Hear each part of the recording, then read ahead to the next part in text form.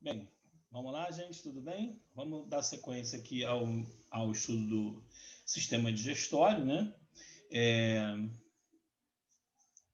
nessa imagem, uma noção muito importante, né?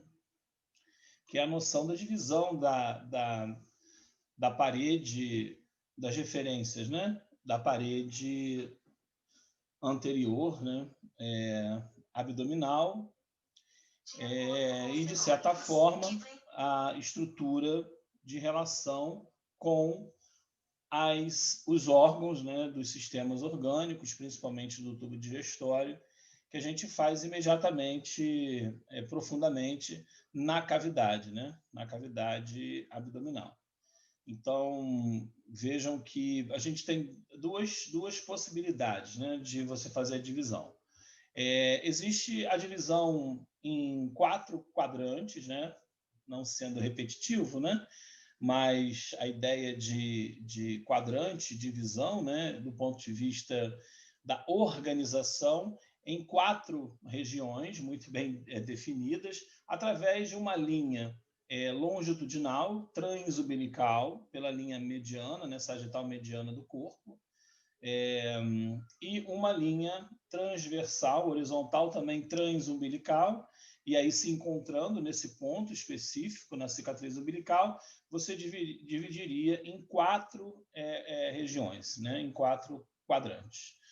2 superiores e 2 inferiores. E aí, os 2 superiores, um direito e um esquerdo, e os inferiores, direito e esquerdo também. Então, quadrante superior direito, quadrante superior esquerdo, quadrante inferior direito, quadrante inferior esquerdo.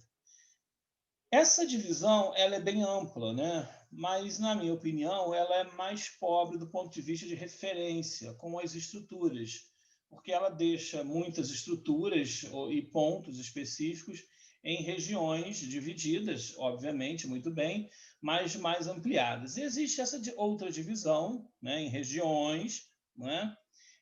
Em 9 regiões, tipo um jogo da velha, onde a gente tem pontos de referência para passar essas 2 linhas longitudinais, que seria um ponto médio clavicular, né? E um ponto médio ali no ligamento inguinal. Então, você, na clavícula e no ligamento inguinal, você traça uma linha do ponto médio de um até o outro, de cada lado, né? E 2 linhas transversais, e aí você vai pegar justamente a região da crista ilíaca, mais da espinha ilíaca antero superior, né? Do ponto mais anterior dessa crista ilíaca e mais alto, unindo esses pontos, e pegando na altura aqui das costelas, das cartilagens costais, geralmente ali aproximadamente numa referência, se você considerar as 7 costelas verdadeiras e as 3 costelas condrais, são essas falsas, temos as outras 2 flutuantes, aproximadamente ali ao nível da 8ª, 9ª, você fazer uma linha também unindo essas costelas, né, do ponto de vista já da cartilagem costal ali. Então, você consegue fazer essa referência. Então, esse é o critério principal. 2 linhas transversais, né, pegando ali no rebordo costal, né, e aqui pegando nessa crista ilíaca, na região mais da espinha ilíaca antero-superior, e 2 linhas longitudinais na linha médio-clavicular e na linha médio-inguinal do ligamento inguinal. E aí você separa em 9 regiões.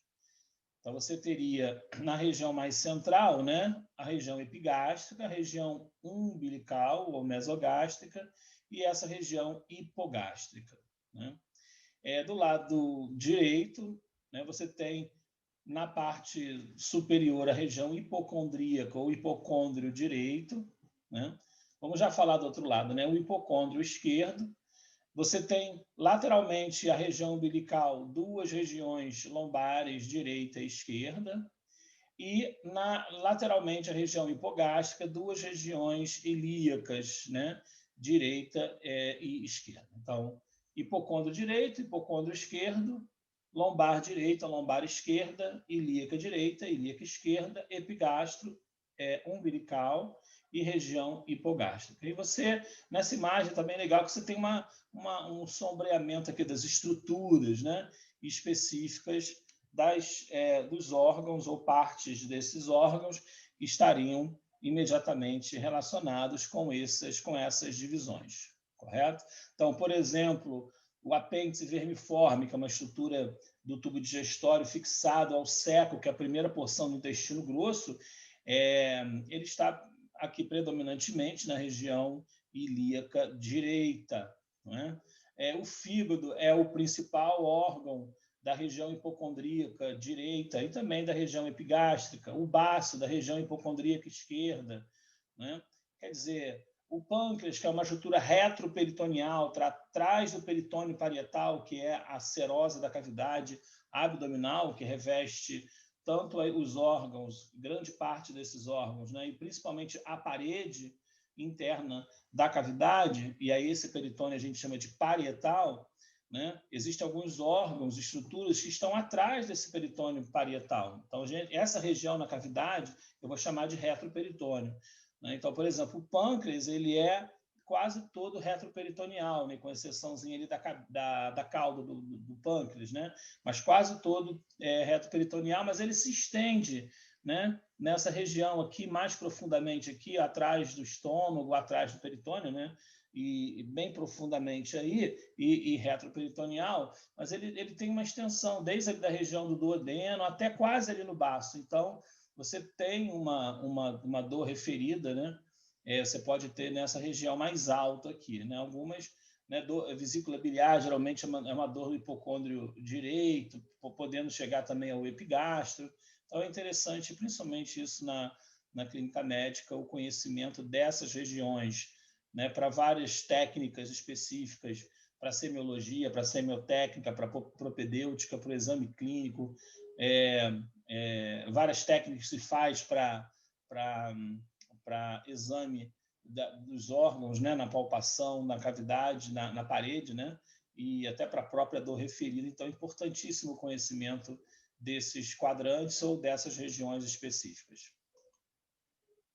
Bem, a gente, na primeira parte da aula, a gente viu bastante a cavidade oral, ali a faringe, né, também, a gente já tinha visto a faringe no conteúdo de respiratório. Então, quando a gente vai, de certa forma, dar sequência, agora o esôfago, né? Então, lembrando, a faringe, ela é formada principalmente de uma musculatura constritora, essa é a função da faringe, né? De fazer tanto a passagem do ar no sistema respiratório, mas também do bolo alimentar. Então, ela tem uma capacidade de constrição, a musculatura ali ainda de atividade voluntária e também automática, né? Não é músculo liso ainda. Então, são 3 músculos constrictores, superior, médio e inferior da faringe, e alguns músculos mais anteriores, né? O salpingo faríngeo, o palato faríngeo, são músculos, e o estilo faríngeo também são músculos existentes na faringe.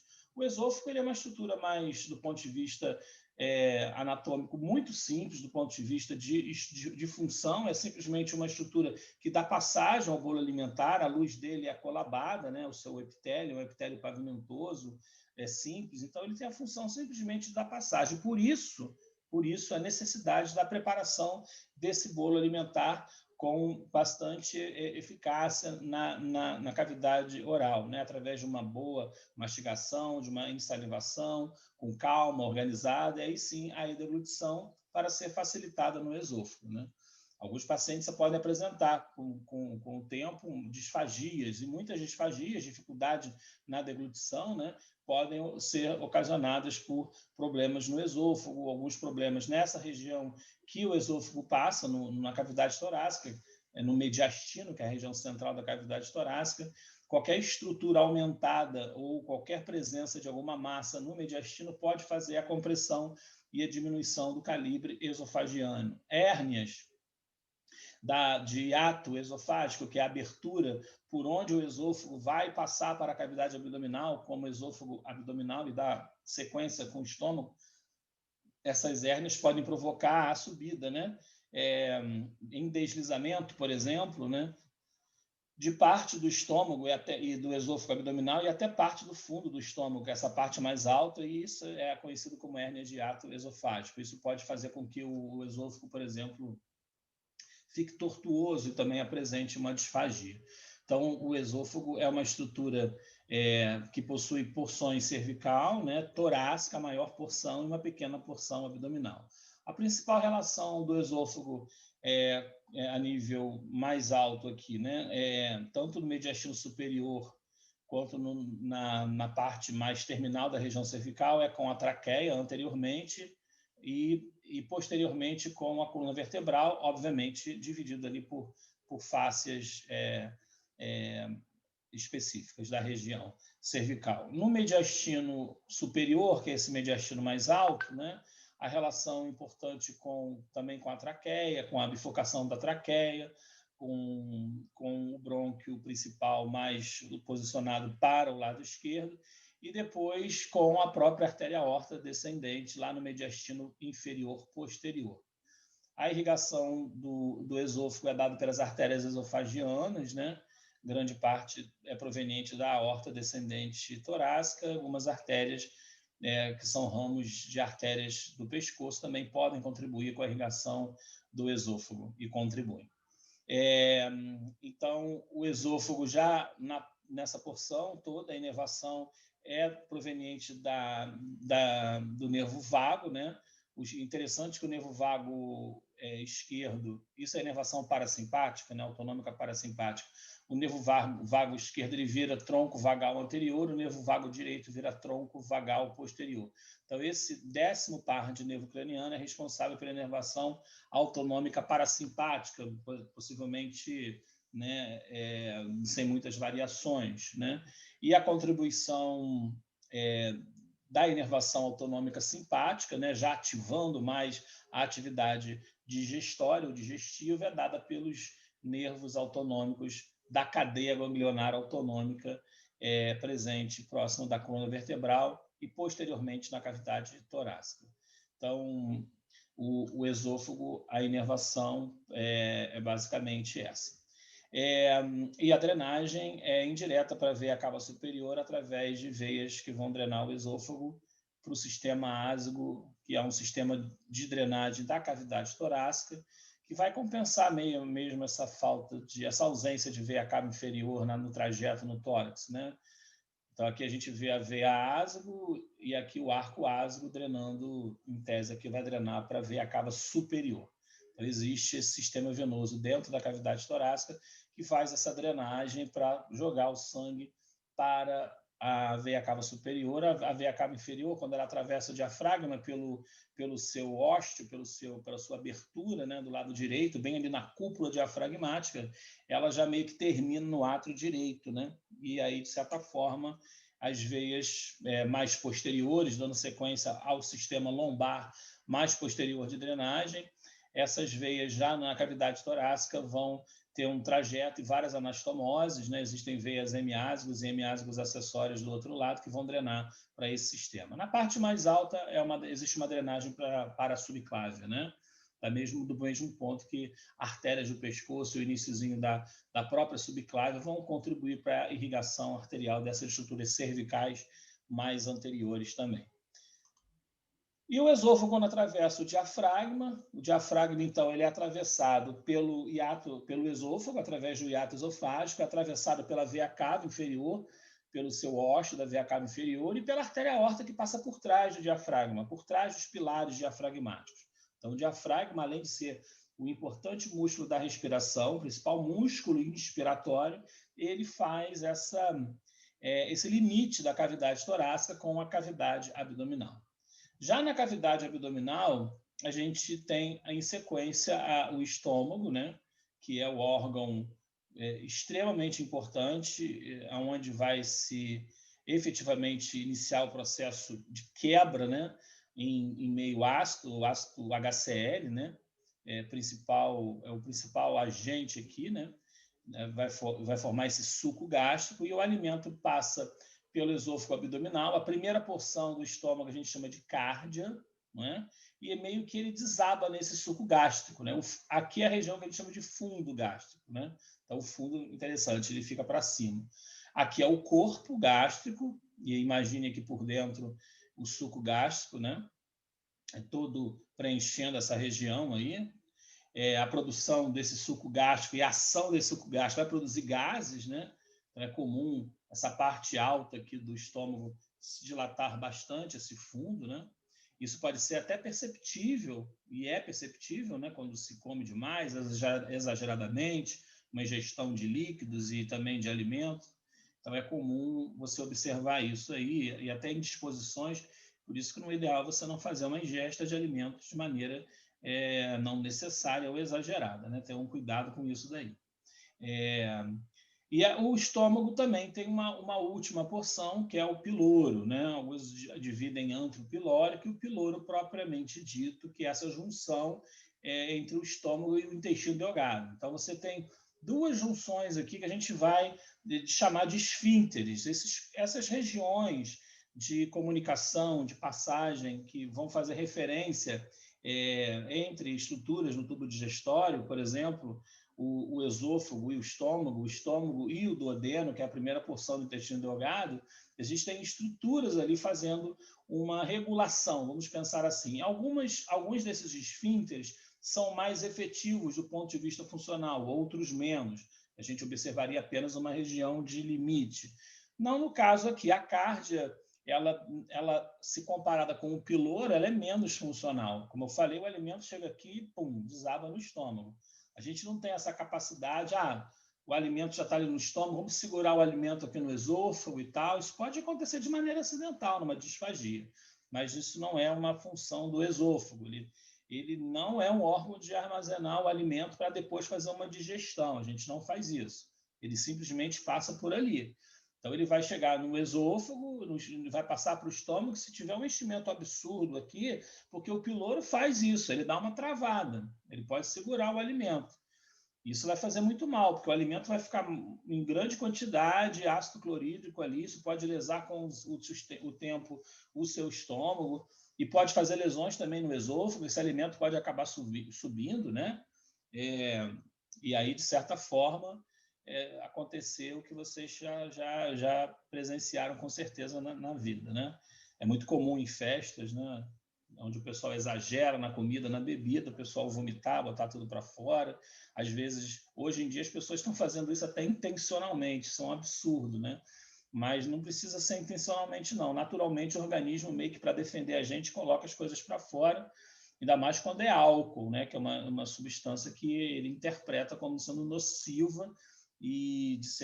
Quando a gente fala interpreta, né, pensa do ponto de vista bioquímico, né, porque essas células não foram feitas para absorverem álcool, né, e nem destruírem ou perceberem. Então, quando isso é perceptível, existe toda uma irritação dessa mucosa e, de certa forma, pode haver uma resposta dessa, né, além do enchimento gástrico absurdo, que não dá conta e, mecanicamente, isso é expulso.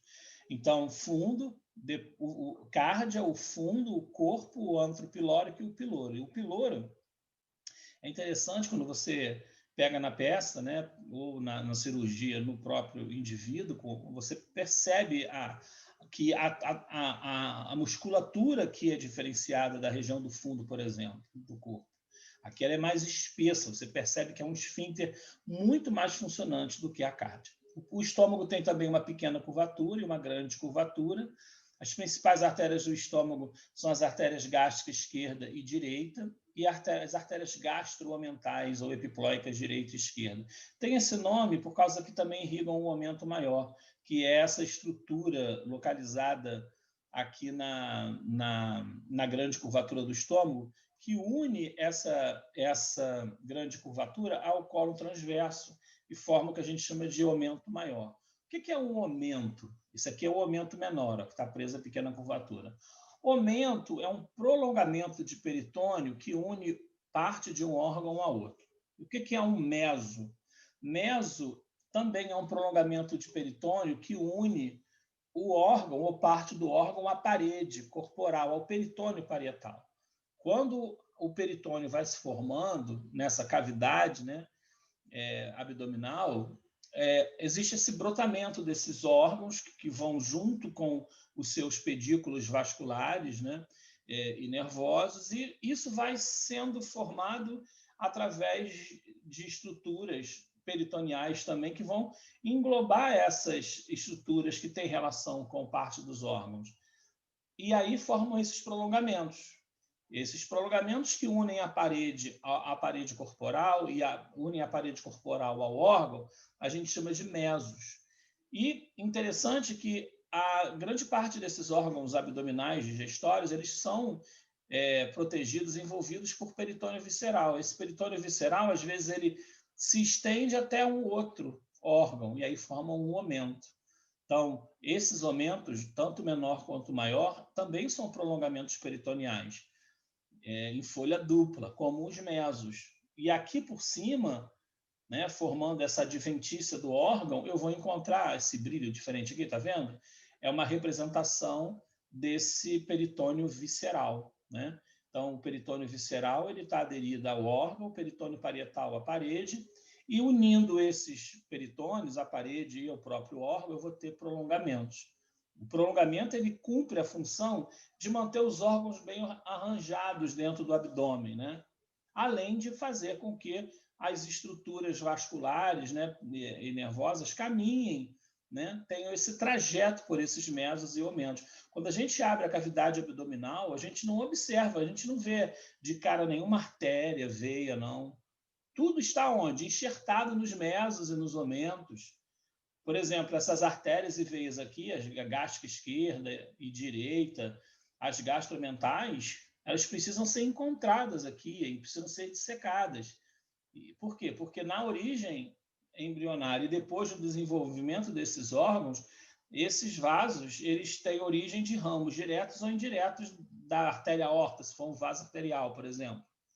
E a artéria aorta está lá atrás no abdômen. A gente vai ver nas imagens mais para frente, lá no retroperitônio, porque o peritônio, na origem embrionária, alguns órgãos estão atrás da estrutura, né, que vai derivar para formar esses revestimentos. Então, alguns órgãos também. Por exemplo, o sistema urinário, os rins e os uretérios, eles são estruturas retroperitoneais, totalmente. Porque o sistema urinário ele é um sistema que deriva de estruturas mais posteriores, a própria artéria aorta, né? No embrião, ela é bem dorsal, então ela permanece na região mais posterior, próximo da coluna vertebral. E aí os folhetos embrionários, que dão origem aos órgãos, eles vão surgir nas áreas mais ventrais e, de certa forma, você vê uma divisão dessa cavidade através do peritônio parietal, né? Então, entender esses omentos e mesos não apenas como elementos de proteção e fixadores e de sustentação dos órgãos, mas também de vias, né, de comunicação por onde vão passar essas estruturas, né, principalmente vasculares. Então, aqui na imagem, o estômago, aqui a cárdia, né, aqui o fundo, aqui o corpo, o antro pilórico, o piloro. Essa é a vesícula biliar e esse aqui é o fígado, né? Então, a vesícula biliar, ela fica numa fossa da vesícula biliar. Isso aqui não está assim na gente. Está vendo aqui na imagem do Néter? Ele deu uma puxadinha aqui no desenho, né? Isso aqui, o lobo direito ele vai ficar aqui, o lobo esquerdo vai ficar para cá, né? O fígado é dividido em lobos, 4 lobos. Lobo direito, lobo esquerdo e tem 2 pequenos lobos, né? Esse aqui é o lobo quadrado e tem um mais posterior e mais para cima, que é o lobo caudado, perto da veia cava inferior.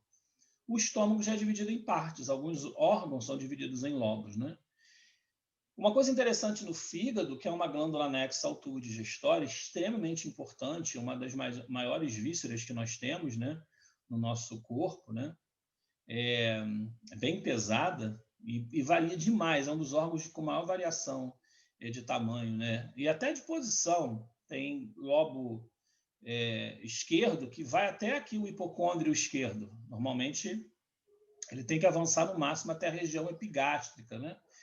Então, e outra coisa, o fígado, o lobo direito, às vezes ele pode atingir até a região mais lombar, e eu já vi até na região ilíaca, e aí em patologias, né? Mas pode também um indivíduo muito grande ter um fígado muito grande e ele ter essa diferença de tamanho e de posição. É bem comum isso. Então, aqui nessa imagem, você vê uma imagem que você não está observando a artéria nem nada, porque está tudo enxertado nessas estruturas peritoneais. Aqui a gente já vê o duodeno. Observe que aqui no duodeno, ó, não tem esse tecido brilhoso. Por quê?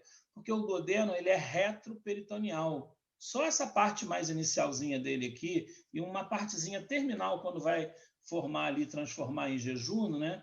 Que tem peritônio. A gente chama essa primeira aqui, a primeira porção do duodeno, e vocês vão ver também referências como bulbo duodenal. E aí depois ele fica bem lá para trás, né? Atrás do peritônio parietal, e vem a segunda porção dele, depois uma terceira, uma quarta porção, e se continua como jejum. Então o duodeno tem 4 partes, tá? Primeira porção, segunda porção, terceira e quarta porção. Porção superior, porção descendente, transversal ou horizontal e porção ascendente, se você quiser chamar assim. E essa porção superior a gente encontra esse bulbo duodenal, que normalmente possui ainda uma presença ainda de peritônio visceral, enquanto que esse daqui é totalmente peritonizado, tá bom? As principais artérias que irrigam essa região toda, tanto o fígado quanto a vesícula biliar, são ramos de uma artéria que sai da aorta, que é o tronco arterial celíaco, que vai mandar artérias tanto para o baço, que está aqui escondidinho, ele não é do tubo digestório, mas ele é irrigado pelo tronco celíaco, vai mandar a artéria gástrica esquerda e vai mandar também uma artéria para o fígado, a artéria hepática comum, que não é só para o fígado, né? Vai irrigar a vesícula biliar, vai irrigar o duodeno, vai contribuir para a irrigação do estômago também, né? Então, é interessante pensar uma artéria que dá origem a 3, é o tronco celíaco, que dá origem a várias outras artérias, que vai se dividir também e vai dar irrigação para toda essa região aqui. Essa estrutura que vocês estão vendo aqui é o cólon transverso do intestino grosso. E aqui você vê claramente que tem uma região na cavidade, né, que é definida como cavidade ou região supramesocólica. Está acima do cólon transverso. Se você observar aqui o cólon transverso, tá vendo? Tem aqui um pedaço aqui de tecido, esse é o mesocólon transverso. Se a gente subir o aumento maior aqui, a gente observa esse prolongamento de peritônio. Esse mesocólon, ele fixa o cólon transverso à parede posterior, fixa o peritônio parietal. Fazendo isso, ele divide essa cavidade peritoneal, que na realidade em 2 andares, né? A região supramesocólica e a região inframesocólica. Então, tudo que está embaixo, abaixo, né? Não é embaixo. Embaixo é uma ideia de posterior. Tudo que está abaixo, inferior ao colo transverso, está na região infracólica ou inframesocólica. Tudo que está acima está na região supramesocólica. Isso falando de cavidade peritoneal. Não estou falando de reto peritônio. Reto peritônio não entra, ele está atrás do peritônio parietal. E outra coisa importante também, a própria cavidade peritoneal, ela não tem órgão nenhum. Ela tem o quê? Líquido visco seroso, para esses órgãos poderem deslizar com facilidade, porque existe a peristalse, que são esses movimentos, né? Justamente para empurrar o bolo alimentar sempre em direção ao ânus. Mas na cavidade peritoneal, você tem apenas esse líquido visco seroso, porque essas vísceras aqui, elas são peritonizadas. Então, o que é a cavidade peritoneal? É o espaço entre o peritônio visceral e o peritônio parietal. Então, logo, elas não estão na cavidade, elas são peritonizadas, e a cavidade peritoneal é esse espaço. Como a gente viu, né, em outras atividades, a pleura parietal e visceral, o que tem na cavidade pleural? Tem líquido visco seroso. O que tem na cavidade pericárdica, que também é outra serosa, lá no coração? Líquido visco seroso. A mesma coisa aqui no abdômen. Então, aqui no abdômen, você tem esses órgãos, grande parte dos órgãos são peritonizados, tubo digestório, alguns são parcialmente peritonizados, outros totalmente, outros têm regiões retoperitoneais, outras regiões têm peritônio, outras não, como eu falei. Mas é interessante entender isso. Cavidade peritoneal não é a mesma coisa que cavidade abdominal. Na cavidade abdominal, a gente tem várias cavidades, né? Várias regiões específicas definidas por esses omentos e mesos. Por exemplo, aqui embaixo do aumento menor, tá vendo? Tem uma flechinha entrando aqui, dá para você consegue, de certa forma, ver aqui embaixo uma outra cavidade, a gente chama de bolso mental menor, né?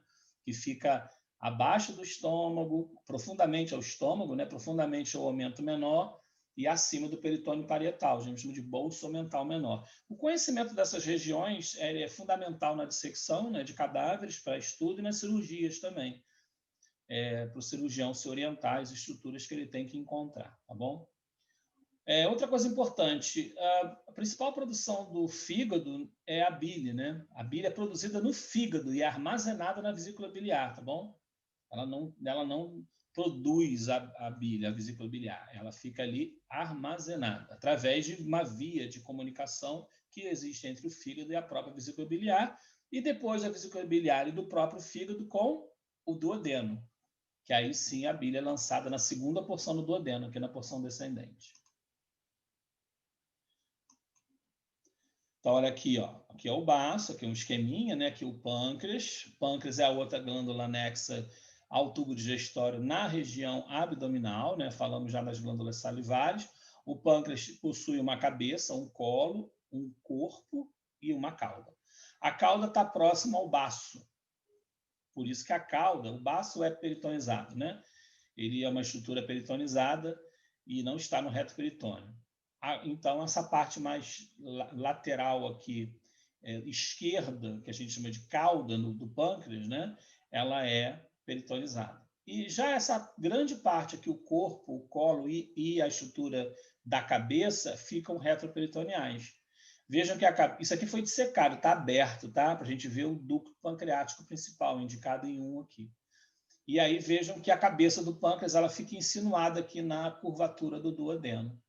É bem interessante que o pâncreas exócrino, porque o pâncreas é uma glândula mista, né? Ela vai produzir insulina e glucagon pelo sangue, são hormônios, mas tem uma produção exócrina do pâncreas, que é o suco pancreático, importante na digestão, né? Na quebra dessas estruturas que vêm lá do estômago. E aí, de certa forma, esse suco pancreático, juntamente com a bile, vão desaguar aqui na segunda porção do duodeno, na papila maior, aqui, exatamente aqui, ó, botou aqui a indicação. Então, existe esse ducto aqui, que é o ducto pancreático principal, que drena para a segunda porção do duodeno, juntamente, aqui por dentro, está vindo o suco, a bile, através do canal colédoco. Aí o colédoco se junta com o ducto pancreático principal, tem uma imagem que eu coloquei, que a gente já vai ver isso melhor, e forma a ampola hepatopancreática ou bilopancreática. Aí sim, os dois juntos, assim, ó, não é um chega no outro não, tá? Os dois se unem e formam uma estrutura só. Então, o ducto pancreático principal se une ao ducto colédoco, ou canal colédoco, que vem lá do fígado, vem lá da vesícula biliar, né? E aí os dois juntos formam a ampola bilopancreática ou ampola hepatopancreática, também chamada de ampola de Vater, e desemboca na papila maior, nessa abertura maior da segunda porção do duodeno. Observem que em número 2 aqui existe uma outra drenagem, que é o ducto acessório. Grande parte de nós temos esse segundo ducto. E ele drena para uma papila menor, que normalmente ela se encontra também na segunda porção do duodeno, numa parte mais um pouco superior. Essa papila, esse ducto acessório pode não existir, ele pode drenar aqui para baixo, pode drenar aqui também para porção horizontal, mas aí seriam variações anatômicas. Na normalidade, geralmente você tem o ducto acessório primeiro e depois o ducto pancreático principal junto com o canal colédoco, os dois juntos, a ampola hepatopancreática na papila maior. E a papila menor pode não existir e logo não existir também o ducto pancreático acessório, correto? Esse ducto pancreático principal também é chamado de ducto de Wirsung e o ducto pancreático acessório de ducto de Santorini, mas vamos evitar esses epônimos. Estou falando porque vocês podem encontrar isso em literatura. A artéria que vai irrigar o pâncreas, a parte do colo, do corpo e da cauda, é a artéria esplênica, que é um dos ramos do tronco celíaco, que vai irrigar o baço. Por isso que ela tem esse nome. E a cabeça do pâncreas é irrigada pelas artérias pancreático-duodenais, que vão ser ramos. As mais altas, as superiores, né, pancreática duodenal superior, anterior e posterior, são ramos da gastroduodenal, que é ramo da hepática comum, que é ramo do tronco celíaco, quer dizer, vem do tronco celíaco. Existe um padrão de irrigação mais inferior, que a gente está vendo aqui, as artérias pancreáticas duodenais. Tem a anterior e tem uma passando lá por trás, que é a pancreática duodenal inferior posterior. Então, essas duas inferiores, elas são ramos da artéria pancreática duodenal inferior, que é ramo da mesentérica inferior, que é uma artéria que é da região infracólica, inframesocólica. Então, vejam que o pâncreas, como toda glândula, tem muita anastomose arterial, muita vascularização, justamente para garantir um suprimento sanguíneo interessante para o órgão, tá bom? E até pela própria regra de sintopia, né? Que a gente possui, que eu já expliquei para vocês, vocês já conhecem, quem é meu aluno, que o sistema vascular possui muitas relações, além de anastomóticas, para enriquecer a vascularização do órgão, mas sintópicas. Essa região aqui de baixo está mais próximo de uma artéria daqui, já tem uma artéria que já vai na origem desse órgão, quando ele está brotando, já tem uma artéria ali garantida ali para ele, tá bom? Então, cabeça do pâncreas, qual é o padrão? Artérias pancreáticas do adenais, pancreático do adenais, superiores e inferiores. E o resto do pâncreas, a artéria esplênica com seus ramos, artéria da cauda do pâncreas, transversa do pâncreas, a pancreática dorsal e várias anastomoses que a gente encontra também aqui. Obviamente que o duodeno também é irrigado por essas artérias pancreáticas duodenais e também por uma artéria supraduodenal. Então, grande parte das artérias daqui, quase a totalidade, são ramos do tronco celíaco indiretamente, com exceção da artéria pancreática duodenal inferior.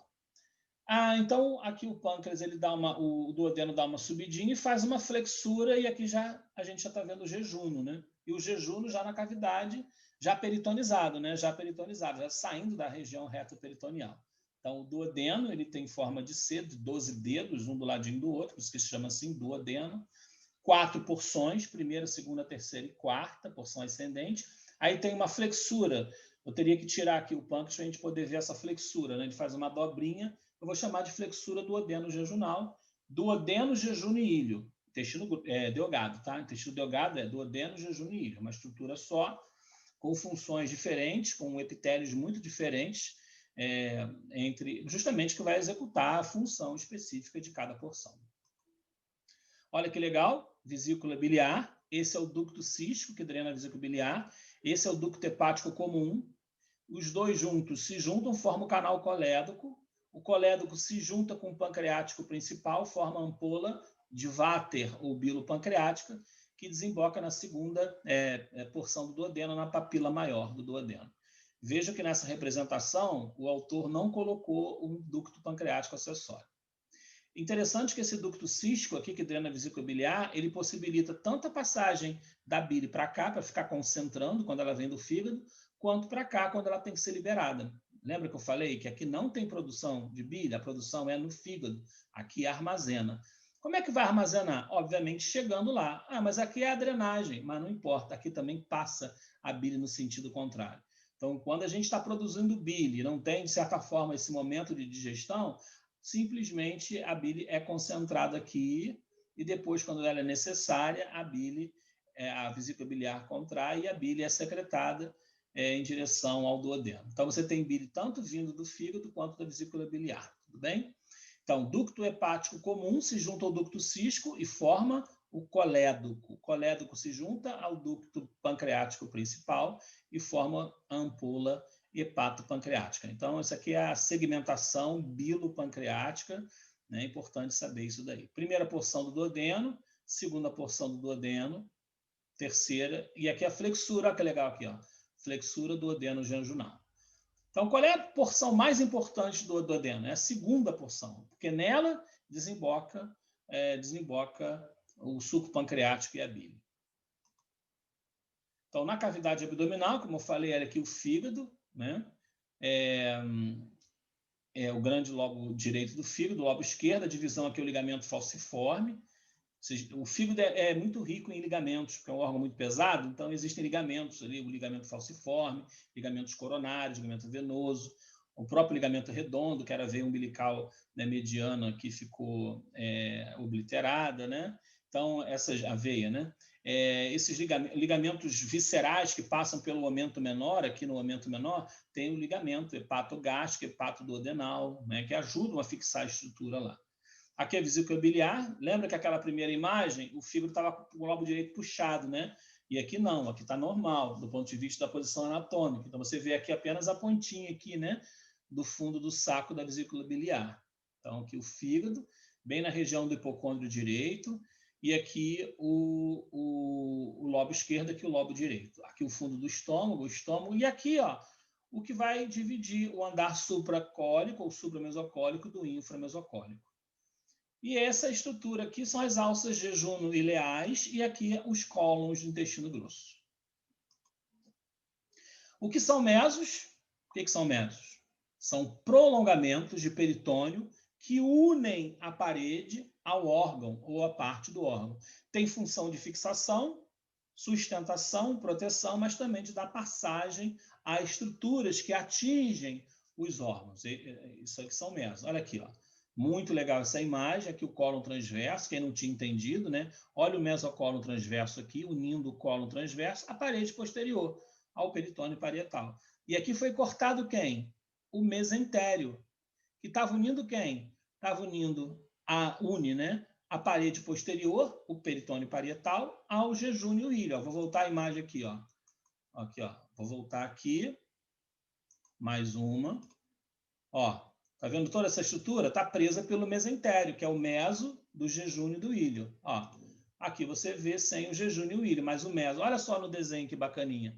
Ele deixou aqui artérias e veias, ó, para a gente entender que além de sustentar e manter essa estrutura na sua posição, dá passagem a estruturas vasculares, por exemplo, para nutrir o órgão, para drenar o órgão também, né? Interessante que essas veias que drenam o intestino não estão drenando só resíduos metabólicos e gás carbônico, não. Estão drenando o quê? Nutrientes que foram absorvidos na digestão. Por isso que essas veias são de extrema importância. Elas não drenam direto para a veia cava. Elas drenam para o fígado, através da veia porta hepática, que é uma estrutura extremamente importante. É um sistema diferenciado vascular, onde eu tenho uma veia, né, interposta entre redes capilares. Você tem capilares que drenam o intestino, formam as veias mesentéricas, a veia esplênica também forma esse sistema. E aí essas veias, né, principalmente a mesentérica superior e a veia esplênica, formam a veia porta, são afluentes dela. E aí o que acontece? Em tese, deveria drenar para a veia cava. Não. Se abre uma rede capilar no fígado, para o fígado atuar com suas enzimas, com seus hormônios no sangue. E aí, de certa forma, quando tudo já estiver bem trabalhado, drenam as veias hepáticas para a veia cava inferior. Então, você tem aí um sistema indireto para a veia cava. A gente chama de sistema porta. Por isso que o fígado é muito afetado por tudo que a gente come e bebe. A gente tem muito cuidado com isso, né? Então, o sistema porta hepático é um sistema que vai receber essas veias que vêm do intestino, principalmente, e de todo o tubo digestório, né, na cavidade abdominal, grande parte, né, a parte mais terminal drena para as veias ilíacas.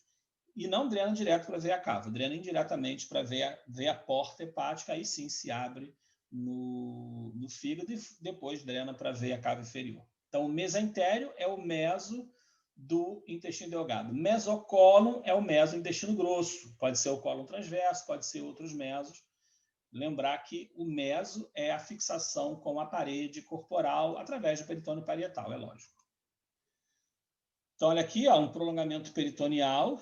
Esse daqui é o meso. Aqui está dissecado, que a gente dissecou, dá para ver aqui a artéria mesentérica superior, que irriga o jejuno, o ilho, o seco, o apêndice vermiforme, grande parte do cólon transverso e o cólon ascendente. Tá?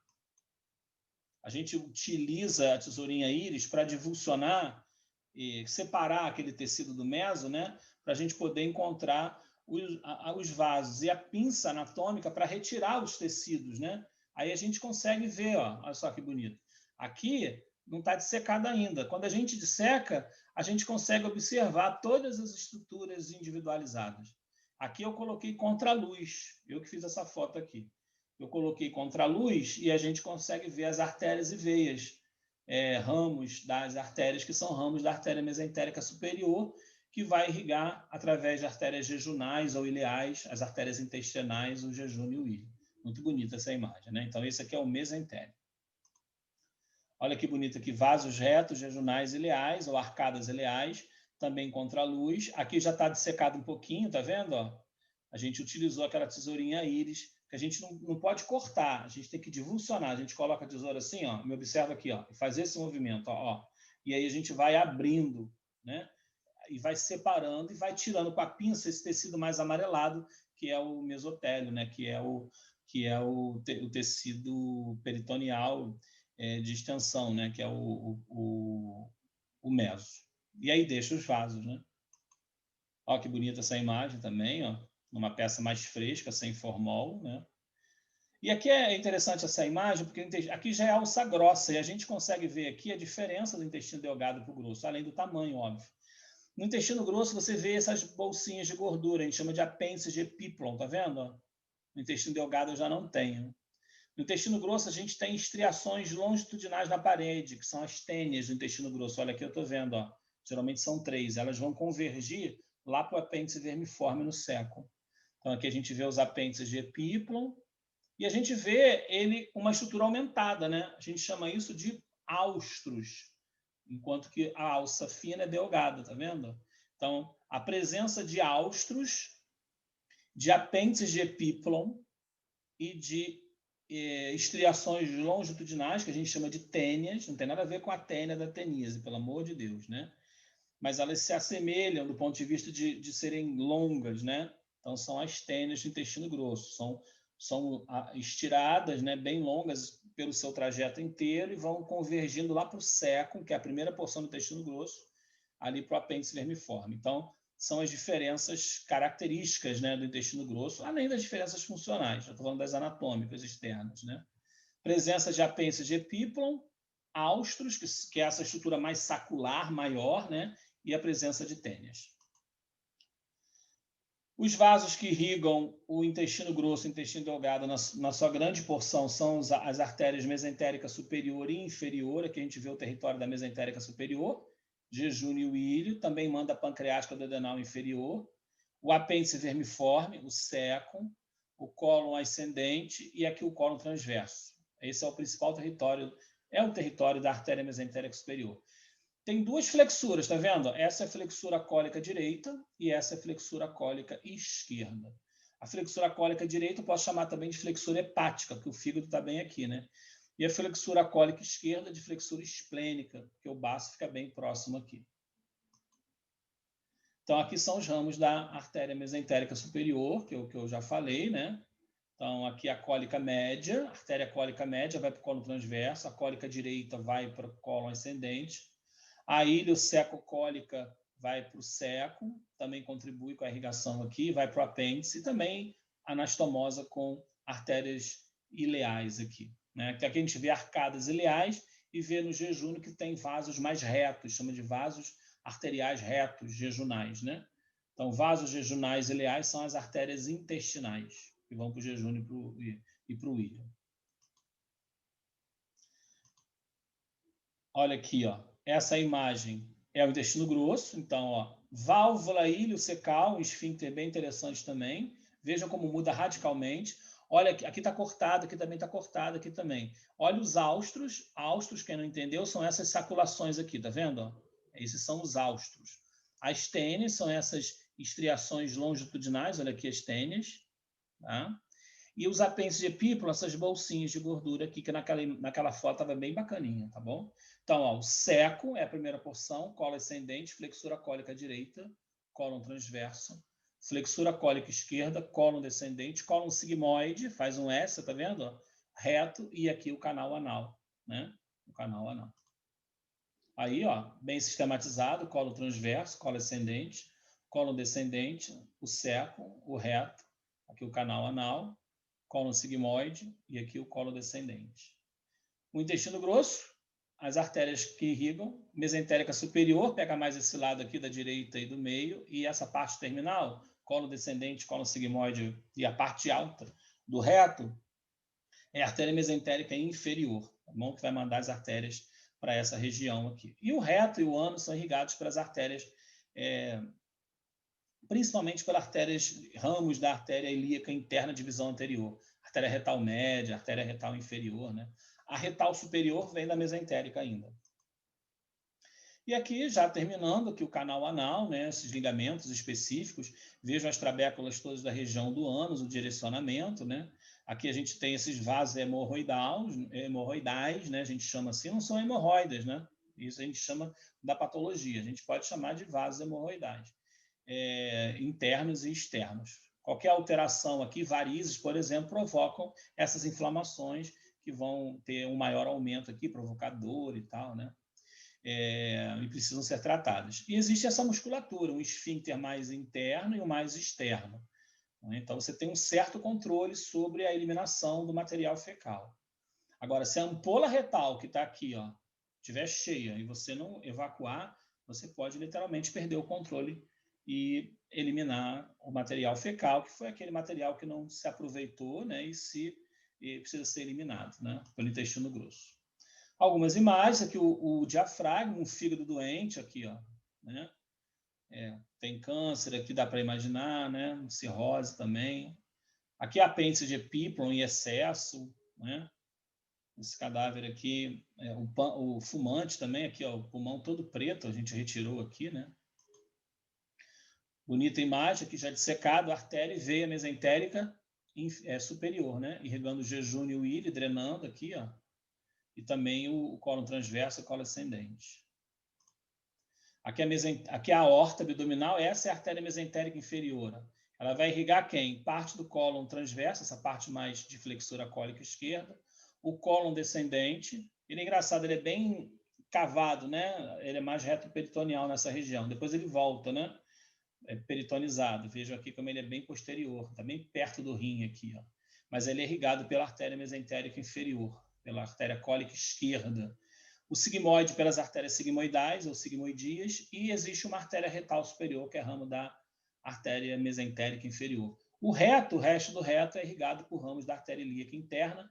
Divisão anterior, né? A artéria ilíaca interna é uma divisão da ilíaca comum, que é ramo terminal da aorta, né? Bem, era isso. Muito obrigado.